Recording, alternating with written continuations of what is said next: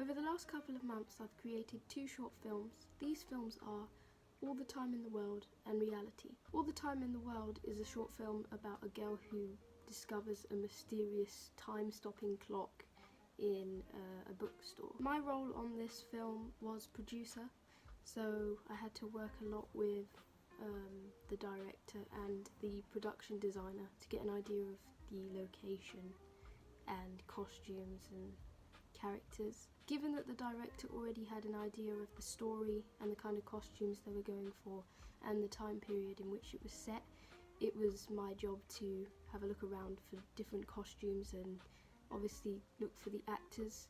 When it came to the location, the director actually had a contact who owned a bookstore, so that was kind of a weight off my shoulders. I didn't really have to search for the location. Between the 50s and 70s there was a lot of kind of longer garments, quite traditional kind of clothing, especially more towards the 50s, and in the final edit, you know, the look and feel and the music used as well really give like a 50s vibe.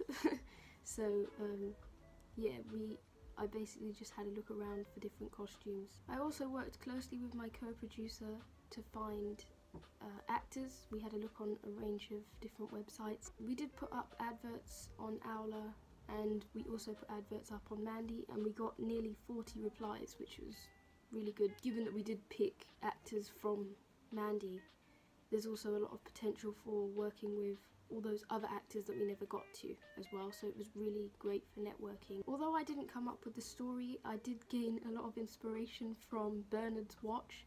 I know it's not a film, but I used to watch that as a kid, and they had a clock that stops time, and I always just had an idea of, you know, exploring that a bit more. This film had to have 3 characters, and we were only supposed to use 6 lines, and the film was supposed to be maximum 3 minutes. Despite not being the screenwriter, I did do some research into storytelling and the different story types. For this I did a lot of research using this book, The 7 Basic Plots by Christopher Booker. Obviously it does tell you the 7 story types, so that speaks for itself. But I really had a look into what plot point our film fell into.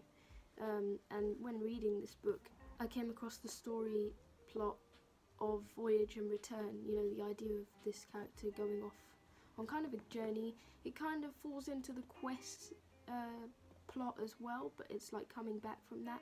And since this film was supposed to be based on like world building, you know, having more than just what's shown within the frame or just what's told in the story, so obviously we have kind of this unexplained time-stopping clock, and time freezes, and then, you know, they come out of that, and they're obviously really confused, because I must admit, if time stopped for me, I'd be a bit, you know, confused. Although I wasn't production designer on this film, I still had to converse with the actors about the costumes.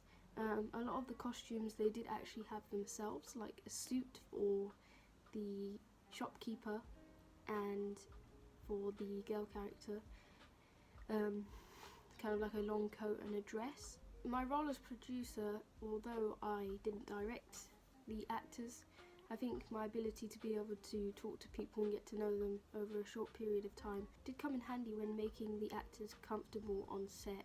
I did think that did help further their performances, as they didn't feel uneasy, you know, they felt that they could speak to me if need be. And I did actually make a friend.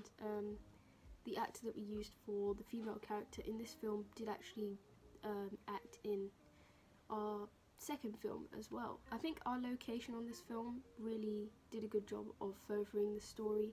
It really did create an atmosphere. Despite some creative differences, my team and I did work really hard towards this film, and I'm proud of the outcome. One thing I would change is something in the script. The lines, I think, were kind of a bit too on the nose, and you know, it kind of speaks for itself. I feel like if I was the director in that role, I maybe would have got the actors to not necessarily be so obvious as to say, oh, I felt this way, or oh, maybe I need to learn you know, just not too obvious. I maybe would, because, you know, in that situation, you'd be really confused. I maybe would have got them to show that emotion through, you know, just the facial expressions rather than have to speak it out, because it kind of does speak for itself. If I were to do this film again, I would probably put more time into making those 6 lines more meaningful. Given that the majority of the cast are like around my age, the target audience is more tailored to teens, maybe young adults. At the same time, given the time the film was set, there is potential to maximise the target audience, not only because we have a middle-aged character. Lastly, for health and safety, because the bookstore we were in was kind of small, I just kind of made sure everyone was out the way, or if anyone needed to go outside so there was space for the DP to walk around, then that was what happened. We also moved all our bags into the bathroom so that no one tripped, but luckily there was no tragedies on set, so that's good. Reality is based on a girl whose best friend passes away. She is given some medication to deal with her PTSD. The idea is that the medication makes her hallucinate the first time her best friend dies, but no matter how much she tries to save her, she still has to die.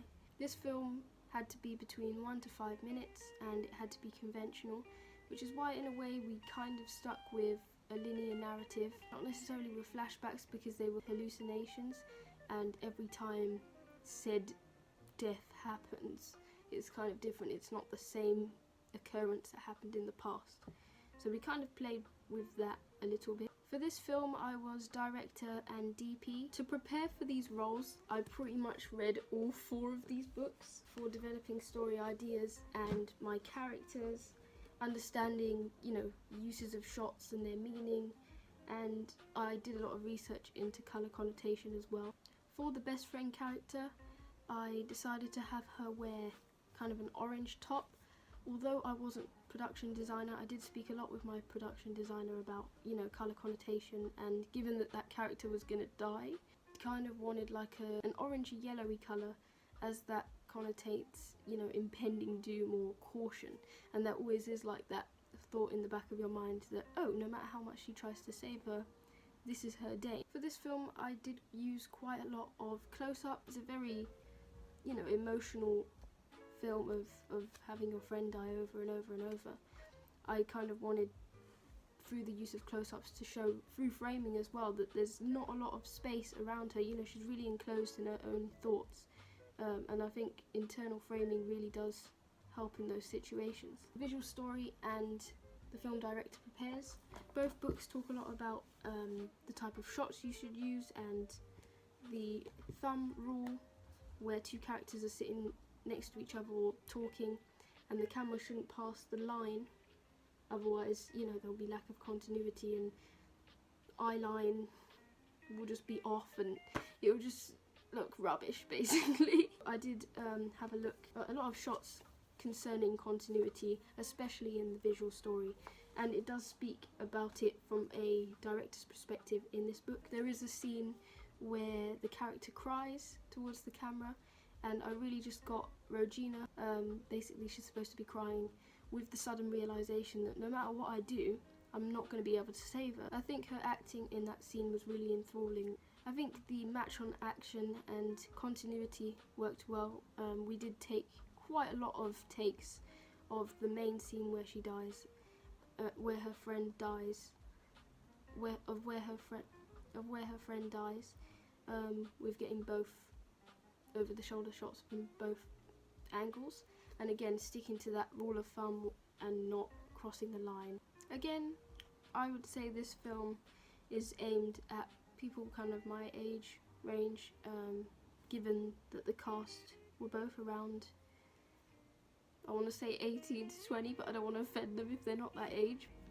Although in recent years mental health has been discussed a lot more, often people assume that PTSD is just what happens to like soldiers when they come back from war, but you know, anything can be triggering, anything can traumatize you and you have an effect on you. Using the developing story ideas book, there is like a whole part where you can do a chart and basically make up the character's wants and needs, One thing I would change about this film is maybe working more closely with my editor, because I feel like a lot of the story got lost in translation compared to the original. For health and safety, given that we were in someone else's house, we had to just watch out for making sure nothing got broken. In the living room, that was kind of like our mini green room area where the actors could really just sit down and relax and eat and just feel comfortable before we started the shoot.